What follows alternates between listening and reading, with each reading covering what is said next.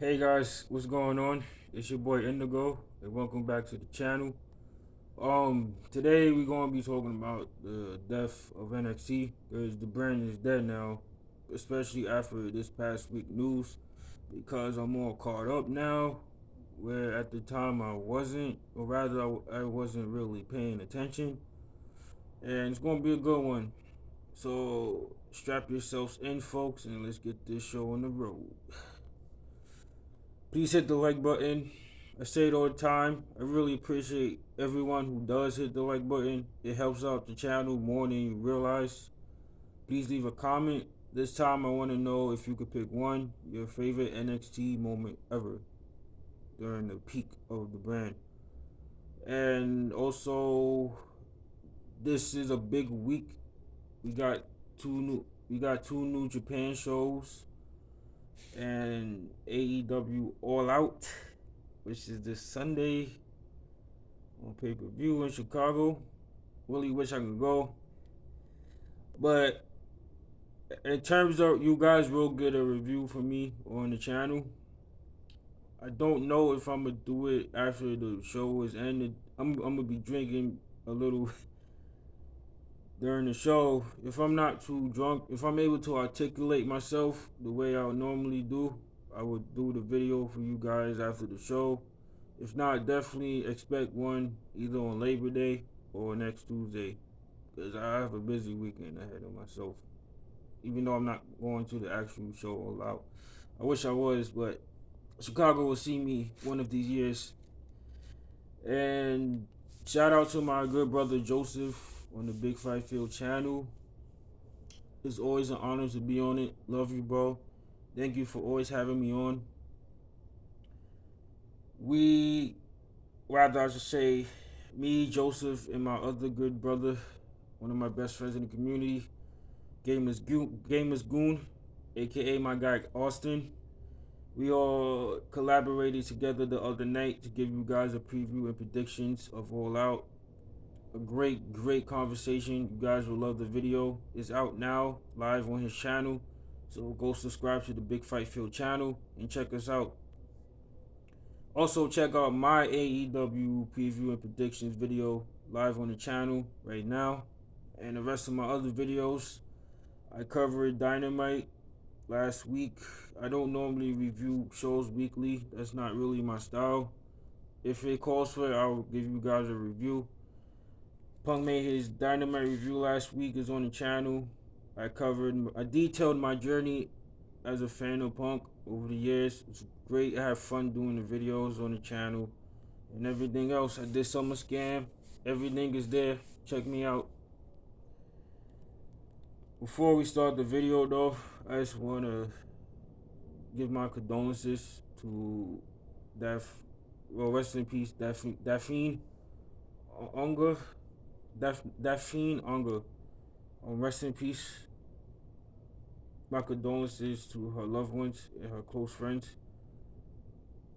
Um, I was always a WWF guy. If you guys checked out my video on the channel of why I became a wrestling fan, it's always a WWF guy.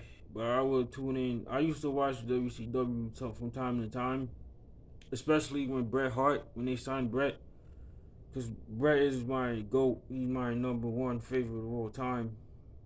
So I normally would watch it for him.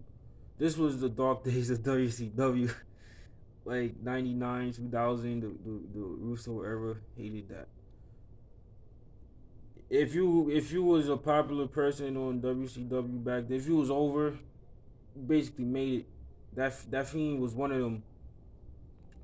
She she she had this. She used to scream a lot, and I was a kid. It used to piss me off. But yeah, I always had fun seeing her. She was in a stable with David Flair and somebody else. I can't remember the guy's name, but she was in a stable with David Flair. If you guys don't know, that's Charlotte Flair's or Ashley Flair's brother, Ric Flair's son. He loved wrestling. He wanted to get into it so bad. He tried it out in WCW. When WCW was bought by Vince, he basically left the industry a couple of years after, and then the tragic story of his passing. And I remember that fiend also from TNA. She was in a stable with Raven, and I forgot who else was in it with them too. But she was in a stable with Raven. Again, it was a great gimmick. I loved it, and it's just mental health is serious, it's real. Suicide is a real thing, you know. Mental health is real. I suffer from mental health myself. I have PTSD. It's not easy. It's not, but just know there's people there that care about you and want to help you if you really need the help. The suicide prevention number is there. I'm gonna leave it in the comments, and just reach out. Like, you are loved, you are cared, like, you are appreciated, and it's not easy, but there's always someone there that's there for you. Never forget that. And I just want to give my condolences to her family and loved ones, because it was an awful story to hear. And I was just praying that she made it through, but I guess nobody didn't come in time. Well, let's get the NXT video started. So this pack, well, NXT is dead after Takeover 36, I think it was. I didn't even watch Takeover. That's how dead NXT is to me. Because what was the point of watching Takeover where nothing else was going to matter? Because they changing the brand up anyway. So I wasn't really going to waste my time. Vince and Bruce are the executive producers of this revamp of NXT. It's dead. NXT is basically Raw 2.0 now.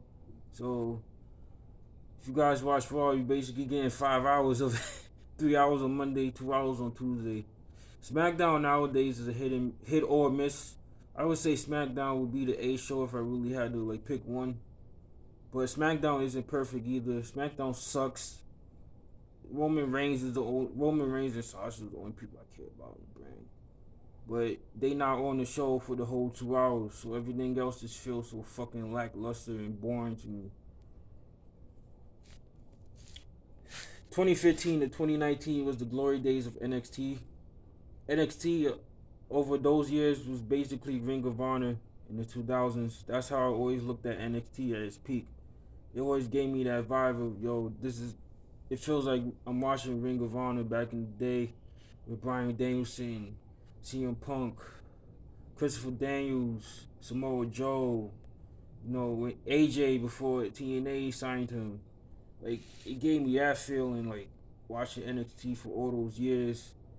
And from 2020 to this year, 2021, NXT it sucked. Takeovers didn't feel the same. We got great matches, but Takeover didn't feel the same to me.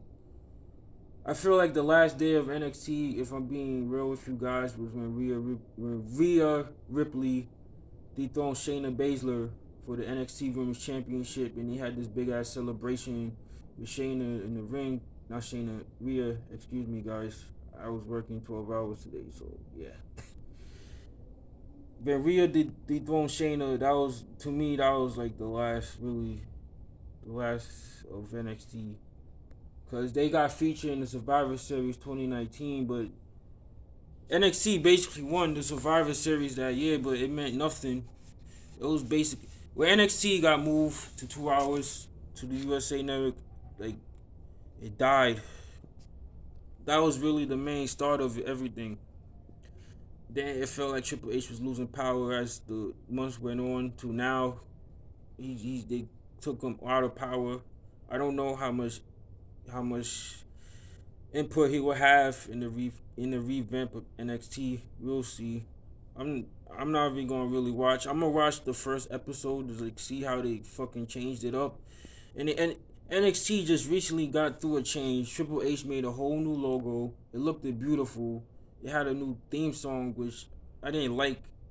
I like the Slipknot song that they had, All Out Life. I think that was the name of the song.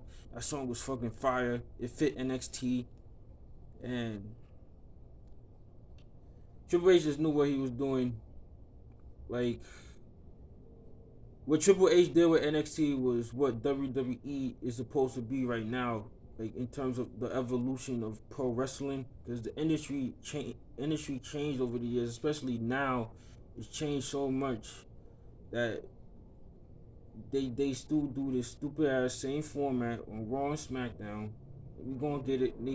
It's gonna happen on NXT, where NXT was like the safe haven for us pro wrestling fans. Like before even AEW was in existence, like NXT was our alternative. You know, we always had a good time watching NXT.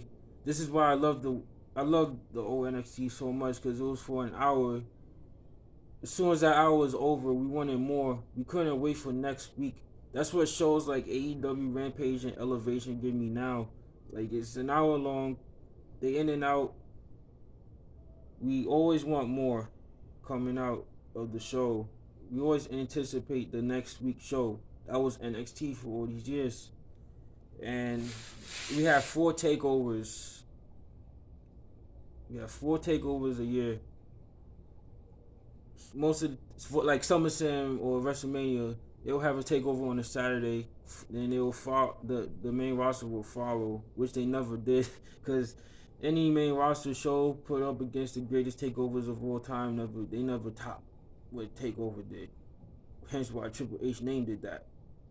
Triple H had a whole plan in mind of taking over, you know, the industry, but unfortunately, when AEW came into play, Vince just put him in the front line to compete, which was fucking stupid to this day. That those 3 things that I mentioned killed NXT, because there's no way NXT was going to compete with AEW. I'm sorry, like AEW is doing their own thing, NXT is doing their own thing. They respect each other, but they not fucking fighting. They not competing. Like, yeah, they are competing, you know, because they are on television networks, but they not focusing on one another. They just want to give the fans the best product that they can, which is why I love that brand so much. My journey of NXT, I've been watching NXT literally for 11 years since it was a game show. It was trash. Like the season 1 was so goofy, you know. It was literally like a game show. Like, you know, they will pair up these. A lot of these guys came from the Indies, so they'll pair them up with the WWE guys. Chris Jericho was there, The Miz. I can't remember Michael Cole. Like people like that was there to judge these rookies. Well, not a lot of them was rookies, such as Bryan Danielson, who was a huge fan favorite season 1 of NXT. You know, like I mentioned before, he's a Ring of Honor legend. He was trained by Shawn Michaels at Shawn Michaels Wrestling Academy, and I believe '98 and '99. Bryan Danielson thought WWE was going to sign him at the time. This was like 2001 ish. They ain't see nothing in him, so they used him as enhancement talent. If you guys don't know what that means, basically he was a jobber to the bigger stars or wrestlers that they wanted to push. Bryan Danielson, he had enough of that, so he took a risk. He went the Ring of Honor. Rest is history. When CM Punk left the E in 2014, I had no reason to watch WWE anymore, because there was nothing or nobody that I really wanted to like see or invest time in. So when Punk left a year later, NXT Triple H had more power. Triple H came in NXT 2015, and he just took off. Like he gave us so many fucking good shows. It got me hooked instantly. I became a fan ever since. So since 2015 to 2019, I watched NXT religiously every week. I never missed an episode at all. If I had a channel back then, I would probably do an NXT review every week. Probably would have been the best NXT review in the community if I really did it back then. And like I said, after the Survivor Series 2019, shit just went downhill. Cause then the ratings came in. Vince didn't like the ratings. Took it out on Triple H and the team, and it was just they was jealous because Triple H was doing what Vince was supposed to be doing, evolving the company, not doing the fucking same type of format. Triple H branched out of that. He wanted to do something different, and he did something different. We had people like Oscar, Sami Zayn, Kevin Owens, Shinsuke, Finn, Johnny Gargano, Ciampa, Adam Cole, Aleister Black, aka Tommy N, aka Malachi Black, Keith Lee, EO, Pete Dunne, Walter. I could keep going. Adam Cole, baby. The Undisputed Era. People like this. Those people I mentioned were so fucking cool to me, man. And when Vince had them, that he either he didn't know what to do. He heard all the hype in NXT and just killed it. Took all the frustration out on them on Triple H, and it was just a fucking big mess. Now the logo, it looks like fucking Nickelodeon kids, like a 4 year old, like my niece did it. Like you just gave a little kid a finger paint, like hey, go have fun. That's what the new logo looks like to me. My guy Wale did the theme song. I love Wale, but there's no reason to change NXT. Now, if you're that AEW's not competition, AEW's this that and the third. It's a pissant company. They hire vanilla midgets, ex WWE guys, all this bullshit I hear from these fucking retard idiots haters. Listen, I just want to see professional wrestling, not sports entertainment. And NXT gave us professional wrestling, just like how AEW is giving us that now. Yeah, I keep mentioning AEW because that's what that's what's hot right now. And Vince and Bruce ain't gonna make NXT better than what Triple H did over these years. Nick Khan, man, he ain't gonna last long. I won't be surprised if he's still in with WWE in 2022. These people don't care, guys. Like they don't care. Why should we? So, like I said, I'm gonna watch that first episode of NXT just to see like what they did with it, cause they making changes as we speak on the PC. Again, NXT just went through a change. They got a new logo and everything. They hooked up the COVID Coliseum up. I don't see the purpose of this. Like I really don't. I don't know what's gonna happen to the current champions or the current roster because they want quote. I'm quoting what they said. No more vanilla midgets. No more people starting in their 30s. They want fresh young talent. They not signing people from the indies. It's fucking stupid. Like 98% of WWE right now in 2021 came from the indies. People like Roman Reigns, Baron Corbin, Randy Orton, people like that are homegrown WWE talent. There's not many of those guys in there, you know. So we'll see how long that in terms of that indie thing goes, cause there's people in the indies I'm pretty sure they want to sign, such as Jacob Fatu. They just signed Sifa Fatu. I know they keeping an eye on him. So I think that indie not signing indie talent is I don't think that's gonna last long. And that's pretty much all the news that I heard. NXT's dead, like I said. Ever let's look at Karrion Cross now, and look at him when we first saw him. That's all I have. That's all I need to say to you guys, cause this dude look like a fucking. He looks like one of the Ninja Turtles. Is the Ninja Turtles got a job as a fucking Chippendales dancer.